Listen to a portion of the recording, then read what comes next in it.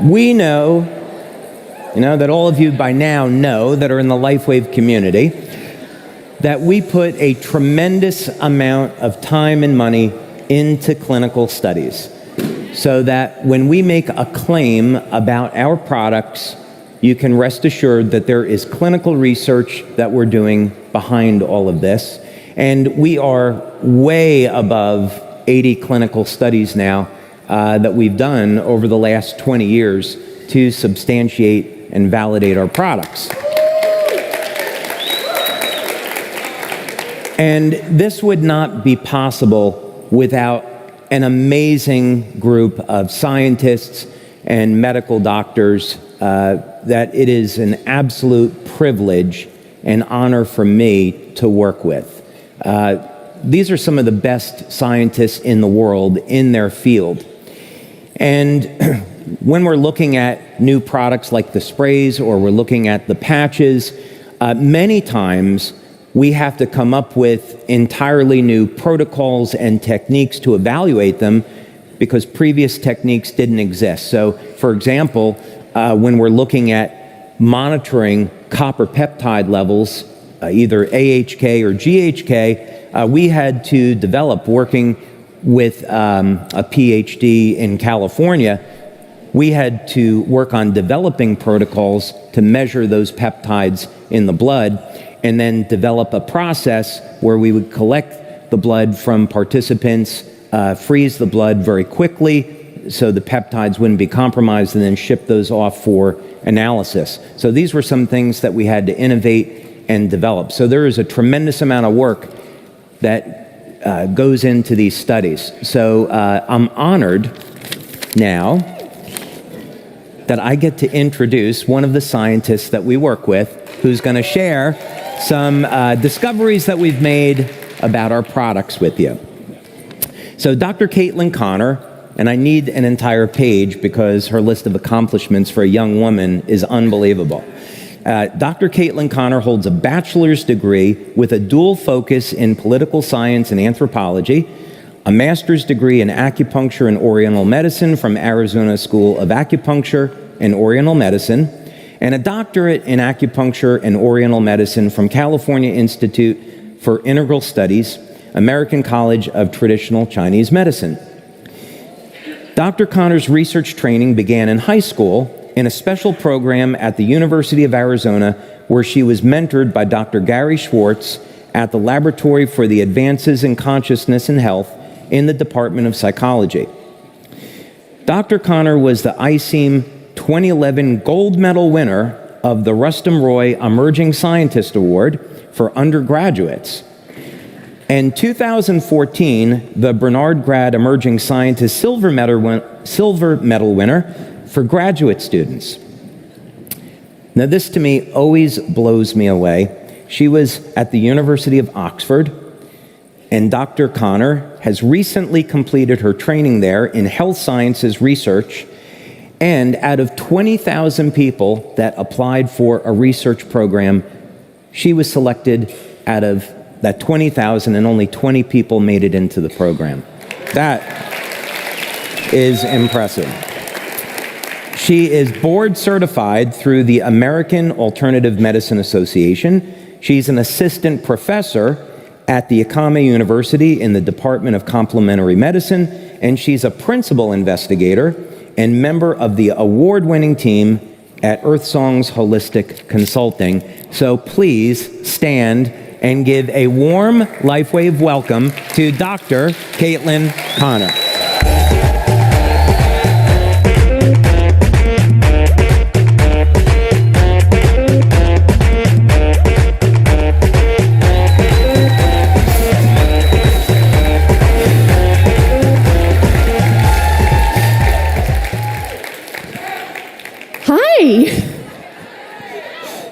Really good to see all of you.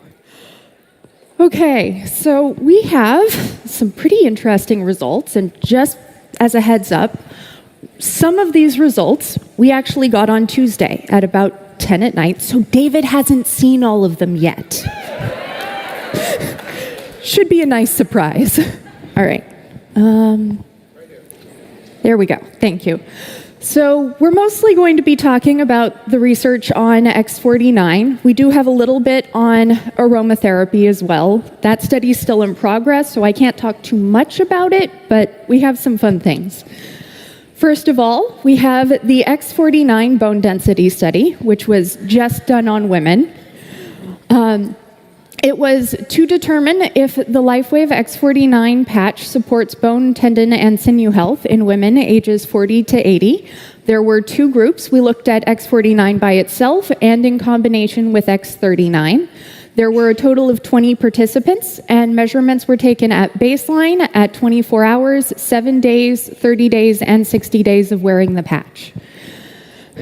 Osteoporosis has become a major public health problem. As the average population age is increasing, it's beginning to affect a greater portion of the population.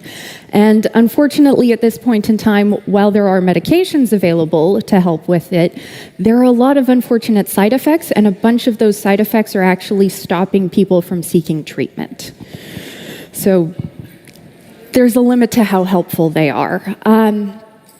AHK is the peptide, the tripeptide, that X49 increases production of, L-alanine, L-histidyl, L-lysine copper. And it has a documented impact on a variety of different areas in the body, specifically skin, hair, and bone. So it was a logical progression to look at its impact on bone density. We knew it had an impact on bone. We did have a couple of challenges going forward with the study. A DEXA scan was determined to be impractical because of the scheduling and the frequency that would be needed to do a research study. You know, we have 6 data points. That's a lot of DEXA scans to put someone through in 2 months. So we looked into alternative methods of testing for changes in bone density, and what we found was serum NTX. We also looked at the AHK itself, amino acids, and hormones, so we could develop as clear an understanding of the effects as possible. During the study, the participants were asked to have a minimum of 6 ounces of leucine-based foods each day, and we did a food diary reviewed on a weekly basis to confirm participant adherence. Just a heads up, we did have trouble with that. A lot of people were not getting a sufficient amount of leucine. Keep an eye on that. We also did the metabolic analysis of the amino acid panel and the peptide analysis in the blood with both AHK and the NTX. So, bone goes through 2 different phases. It's a cycle. You have osteoclastic resorption and osteoblast bone formation. So you have the outside of the bone getting removed as it gets, there's wear and tear. So it gets removed, and then you get new bone formed. NTX is released during the cleavage of bone collagen by osteoclasts. So it's released during the breakdown. What you want to see is a decrease in NTX because less is getting released during the breakdown phase. Does that make sense so far? Okay, good. Little history on NTX. It's been found to correlate specifically with changes in bone loss because it is released by that process. In urine, it's been used to index changes in bone density since at least 1994. I don't think I found the earliest use of it, but I did find it at least that early. Unfortunately, its utility in urine is dependent on dilution levels, so the amount of water that the person's drinking makes a difference. It's matched using creatine, but in the urine. But if people have been drinking too much water, you're going to wash out pretty much everything at that point. Fortunately, it's also found in blood and has been shown to also reflect changes in bone density equally well. That study was done in 1999, so it has a fairly long history. So we went with serum instead of urine. Now, the important thing here to remember is NTX is directly tied to a decrease in osteoclast activity. It's directly tied to the breakdown in bone. Less bone loss means there's less bone to replace. So what we saw in this study was a significant decrease from baseline in AHKCU, indicating an increase in utilization. And a significant percentage of subjects showed a over 30% decrease in creatine levels and NTX in the post-intervention time points.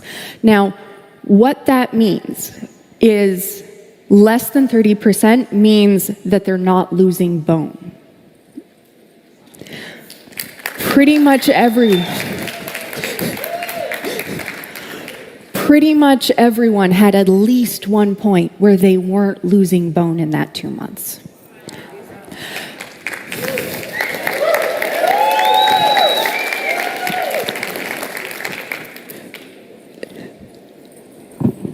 Yeah, maintained bone density better. We also saw a significant decrease in hydroxyproline at all of the post-intervention assessment time points, and it's mostly used as a diagnostic marker in bone turnover. We weren't even looking for this. It was just in the amino acid panel. The combination of these points strongly suggests that in this study, X49 decreases the breakdown of bones during the cycle of bone repair. Now, there is a slight challenge here, which is how long the actual cycle is. It's significantly longer than 2 months. We didn't get the whole snapshot. In addition to the direct bone results, we saw 14 amino acids change production levels at significance over the 60 days. And they were distributed between the catecholamine, serotonergic, glutaminergic, and transsulfuration and histidine pathways. So they're pretty much in every pathway. They're not focused. They're having a very broad effect. Now, a couple of important points. This first one's just fun. We had 3 individuals in the study who actually did have density scans during their participation in the study. Now, these are multiple years apart. They're standard scans. They did show a slowing of bone loss and an increase in bone density in areas that had previously been compromised. They are multiple years apart. It's possible that's due to other things. But it's really cool. Thank you. Do keep in mind, this is a wellness product. It's not a medical product. However, it does have significant potential to be used as a support to bone health. It's also important to repeat the study is both a double-blind, larger sample size, longer duration, especially given the length of the bone cycle. Doing one that's the full length of one would be really, really cool because we could figure out all of what's going on during the different stages. That would take a while, though. But if you could monitor the whole process, that would be awesome. So, men's strength study. This is the part we got on Tuesday. So we were looking at whether or not the LifeWave X49 patch supports muscle growth and physical fitness in men ages 40 to 85. We had 2 groups, again, looking at X49 by itself and X49 in combination with X39. Again, we had 20 participants, and measurements were taken at baseline 24 hours, 7 days, 14 days, 30 days, and 60 days of wearing the patch. And AHK has, a broad variety of impact in the human body, including on muscle, so it seemed like a logical trend. So we did a physical assessment on day 1, and then we did midpoint at day 30 and at the end at day 60. A custom exercise plan was designed after baseline. So we were looking at people with a broad variety of different states of fitness, and the exercise plan was tuned accordingly. We also did custom nutritional and meditation consults. We did physiological measures throughout at every data point, and we did questionnaires.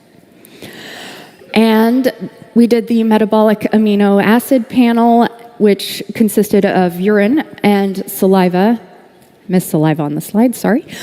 Taken at baseline, day 2, day 7, day 14, day 30, and day 60, and we did peptide analysis for both. That's a typo. We did AHK. We did not do NTX for the men. So why does this matter? What is the impact of physical fitness? Research has found that 8.2% of Americans over 50 did sufficient cardio and strength training exercise. Now, to be fair, some of that is because they are focusing on one and not doing enough of the other. It's the combination that only 8.2% of Americans are getting enough of over age 50.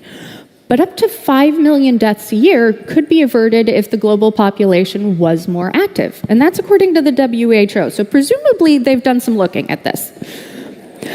8% improvement in cardiovascular fitness with high-intensity exercise was shown over 6 months, 24% over 9 months, and 17% improvement in maximum voluntary isometric strength. That's basically how strongly that person can flex their muscle after 12 weeks, just to give you an idea of how much improvement you expect just from exercise. We got 31 to 70, depending on the measure.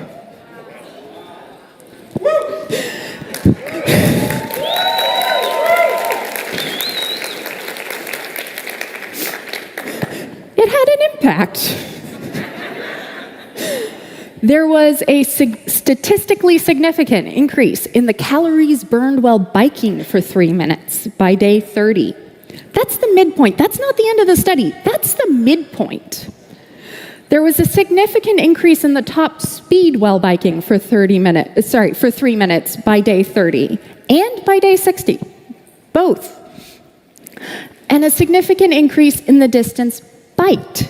Now keep in mind, the people who are doing this, most of them, we didn't give them exercise bikes. We didn't give any of them exercise bikes. Some of them had their own bikes. But exercise biking wasn't part of the fitness plan. It was just part of the assessment. So they weren't training this.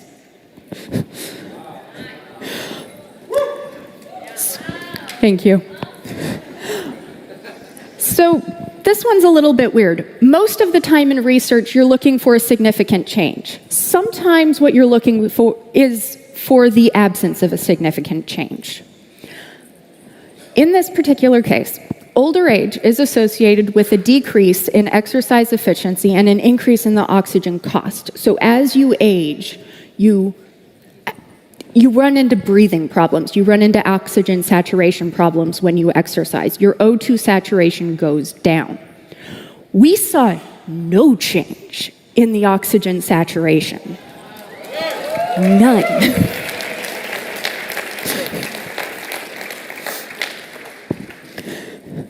So, specific exercise outcomes on things that they were actually working on. I've talked about p-values before. Can you guys stick your hands up if you've heard those? Okay, so most of you haven't. P-value is basically how likely this is to have happened randomly and not be because of the intervention. So what you want is a p-value that's less than 0.05. Smaller is better because it's more likely that it's due to the intervention and not something else. Look at those zeros.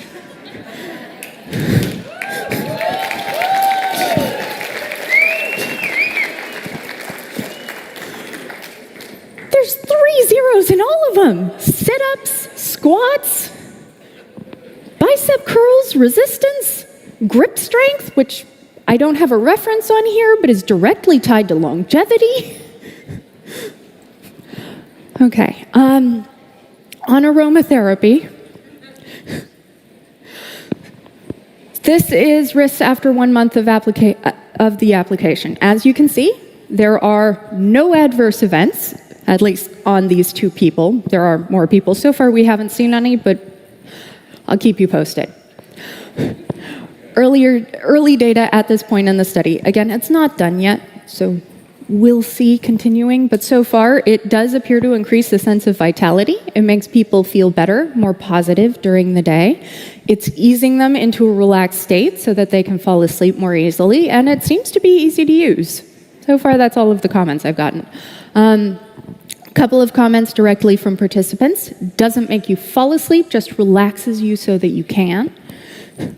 On the morning one, didn't make me wired, I just got more things done. I thought that one was fun. This particular person wakes up in the middle of the night. I'm sure a lot of people run into that. I've started running into that. It's not fun. And they reapplied it the first time. They haven't continued doing that. Study design. But they reapplied it when they woke up in the middle of the night, and they could actually go back to sleep. Turns out that helps with sleeping. It smells great. Smell isn't overwhelming. A lot of aromatherapy products are too strong. This one wasn't. And we have a bunch of references. Thank you.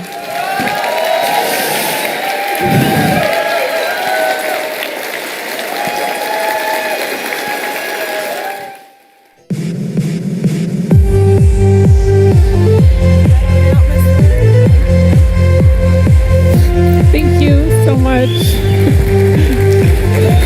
Can we get can I get a mic check? 2 seconds? Oh, there we go. Okay. Can we get a round of applause for Dr. Caitlin Connor, please?